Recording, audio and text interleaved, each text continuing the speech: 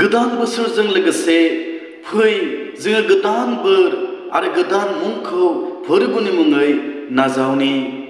सिगांथारावनो आं आफा इसोरखौ हामबाय होनसै।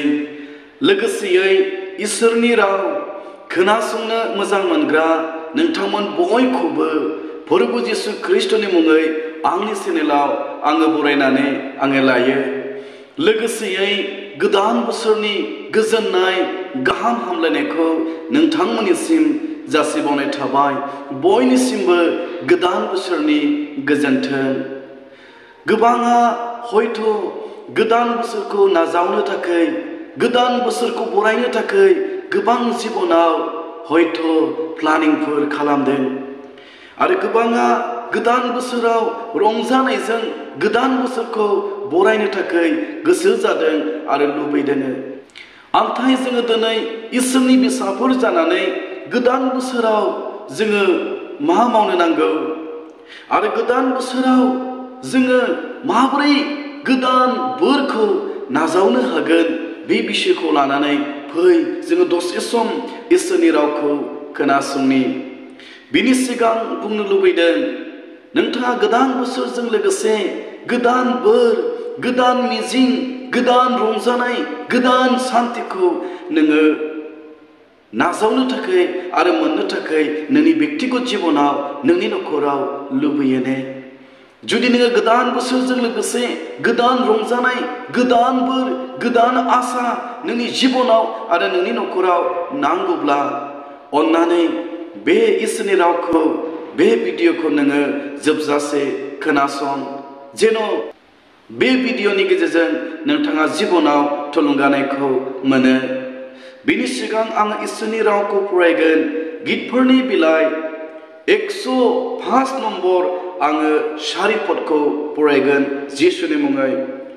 फोरबोखौ आरो बिनि जरखौ संदो, नागारा जासे बिनि मोखांखौ नागिरदो। गोदान बोसोराव जोङो गोदान मोनसे बोरखौ मोननो थाखाय, गोदान मोनसे गोजोननाय, गोदान मुंखौ मोननो थाखाय, नाजावनो थाखाय जोङो दिनै नागिरनि।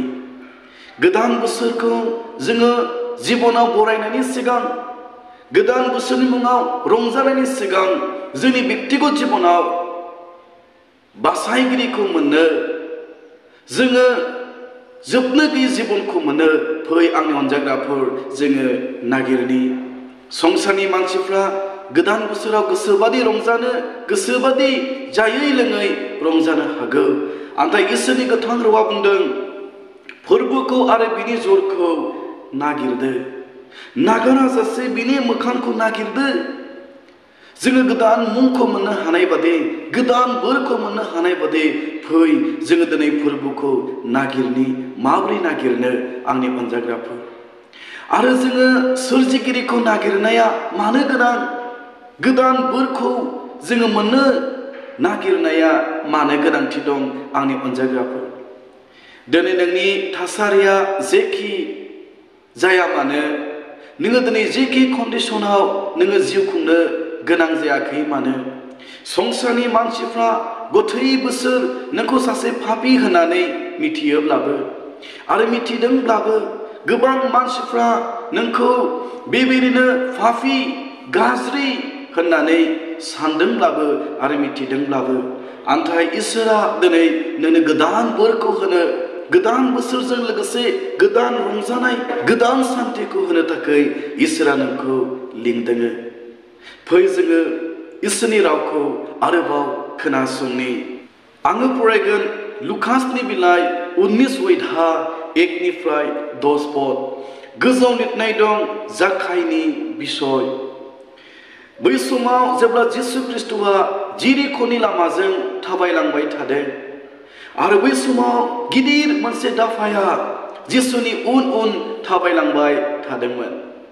नाथाय बै समाव जिरिख' नोगोराव सासे खाजना खांग्रा मानसि दङमोन जायनि नामा जाखायमोन। जोङो बेखौ सखिय' होननानैबो मिथिगौ। नाथाय बै समाव सखिय'खौ गोबां मानसिफ्रा पापी होननानै सानोमोन। नांगौनि बारा बियो फैसाखौ लायो, टेक्सखौ लायो, बिनिखायनो गोबां मानसिफ्रा बेखौ पापी होननानै सानोमोन आरो बेजों मोनसे मोजां सोमोन्दो लानो थाखायबो मानसिफ्रा लुबैयाखैमोन आरो हास्थायाखैमोन। बिनिखायनो बै समाव जेब्लानाखि जाखाया खोनादों जेरिख'नि लामाजों जिसु ख्रीष्टआ थांगासिनो दङ, जेब्ला जाखाया खोनादोंमोन, गिदिर मोनसे फोथायनायखौ लानानै, गिदिर मोनसे आसाखौ लानानै जिसु ख्रीष्टखौ नायनो थाखाय बियो लुबैदोंमोन आरो गोसो जादों। बिनिखायनो गावनि गासै खामानिखौ दोनथ'नानै जिसु ख्रीष्टखौ लोगो मोननो थाखाय, जिसुखौ नायनो थाखाय बियो गिदिर मोनसे फोथायनायखौ लानानै जिसु ख्रीष्टनि उन उन बियो थांदोंमोन। आरो बेबायदियैनो बियो हायथा जानायलाय जिसु ख्रीष्टनि खाथियाव थांनो थाखाय बियो गोब्राब जादोंमोन। जुदियोबा बे गले गले जिसु ख्रीष्टखौ नायनो थाखाय आरो जिसु ख्रीष्टनि खाथियाव थांनो थाखाय बियो लुबैदोंमोन आरो हास्थायदोंमोन, थेवबो बार बार जाखाया जिसु ख्रीष्टनि खाथियाव थांनो थाखाय फेलें जादोंमोन आरो बियो हायाखैमोन।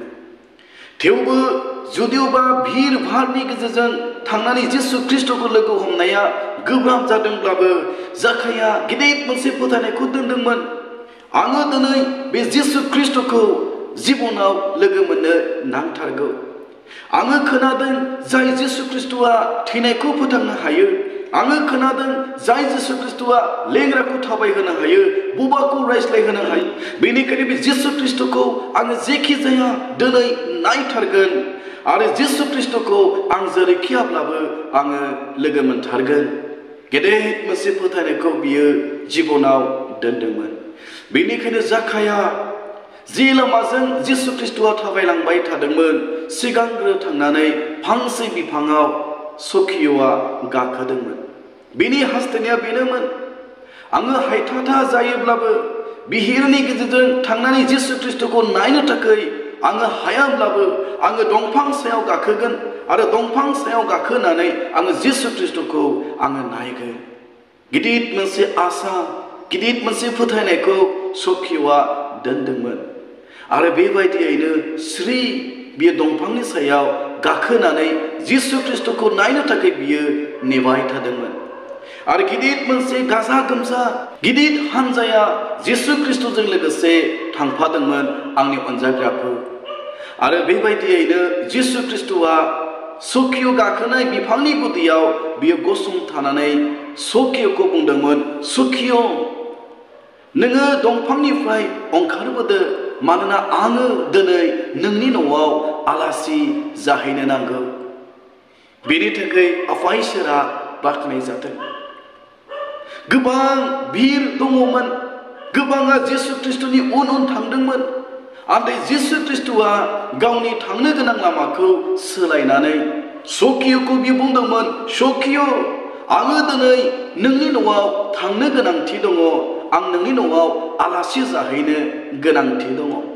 आंनि अनजाग्राफोर, बेबायदियैनो जिसु ख्रीष्टखौ सखिय'आ गिदिर रंजानायजों गावनि न'आव बरायदोंमोन आरो जिसु ख्रीष्ट बिनि लोगोफोरनि थाखाय बियो भजखौ होदोंमोन। आरो बिनि उनाव जेब्लानाखि जोङो लुकासनि बिलाइ 19:9 आरो 10 पदखौ फरायो, बेयाव बेबादि लिरनाय दङ जिसुनि मुङै। जिसुआ बिखौ होनबाय, दिनै बोखांजानाया बे न'नि थाखाय जाबाय, मानोना बयबो आब्राहामनि फिसाज्ला।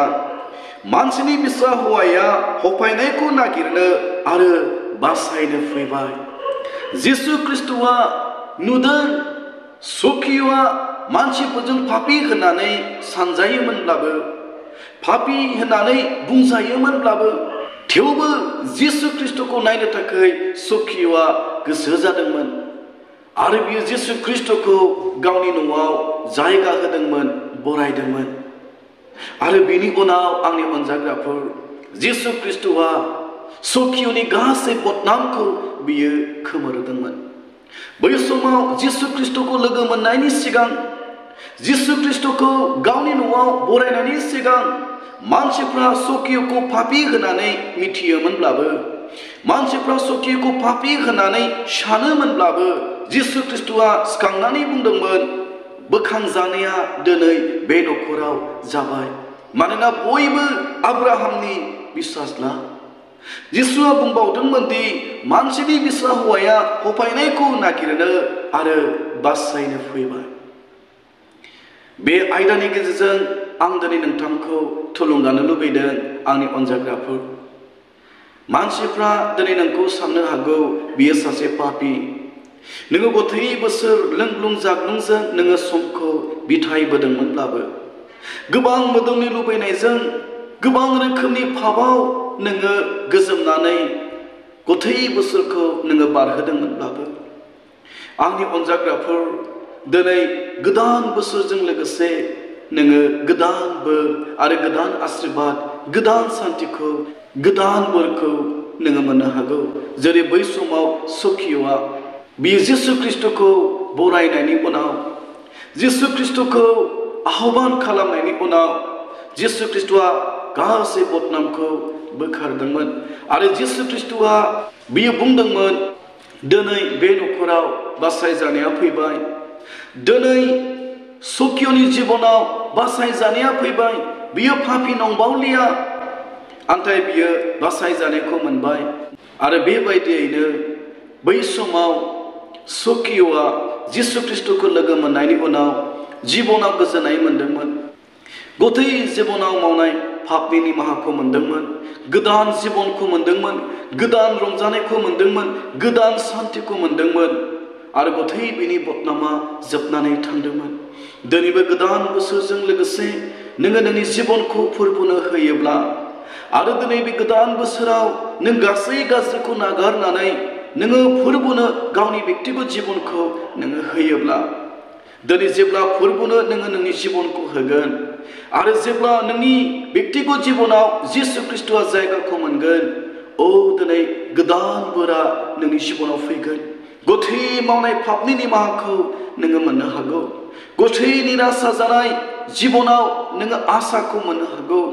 दिनैनि नोंनि थासारिया जेसेबांखि गाज्रि जाया मानो, जेसेबांखि गाज्रि थासारियाव नोङो जिउ खुंनो नाङा मानो आरो नोङो थाया मानो, नाथाय दिनै थारैनो नोङो जिसु ख्रिस्ट'खौ आह्वान खालामोब्ला गोदान बोसोरजों लोगोसे प्रभु आंनो गोदान बोरखौ नांगौ, गोदान रंजानायखौ नांगौ, गोदान सान्थिखौ नांगौ आरो आङो दिनै आंनि जिबनखौ आं दिनै नोंनो होयो। फोरबो नोङो आंनि जिबनाव फै। जेब्ला नोङो लिंहरगोन थारैनो फोरबोआ नोंखौ नेवसिनाय नङा, नोंनि जिबनाव फैगोन, नोंनो गोजोननाय होगोन, नोंनो सान्थिखौ होगोन आरो जोबनो गैयै अनन्त जिबनखौ नोंनो होगोन। बेनिखायनो बे गोदान बोसोराव संसारा जेरैबायदि गोदान बोसोरखौ नाजावो, गोदान बोसोराव लोंग्लुं जाग्लुंजों गावनि जिबनखौ बेबायदिनो बारहोयो, जोङो बेबायदि खालामालासे फै जोङो बे गोदान बोसोरजों लोगोसे गोदान बोरखौ मोननो जोङो फोरबोखौ जोङो जोंनि जिबनाव जायगा होनि। बे राव बुंनाय खोनासंनाय जों बयखौबो बोर होथोंसै जिसुनि मुङै आमेन।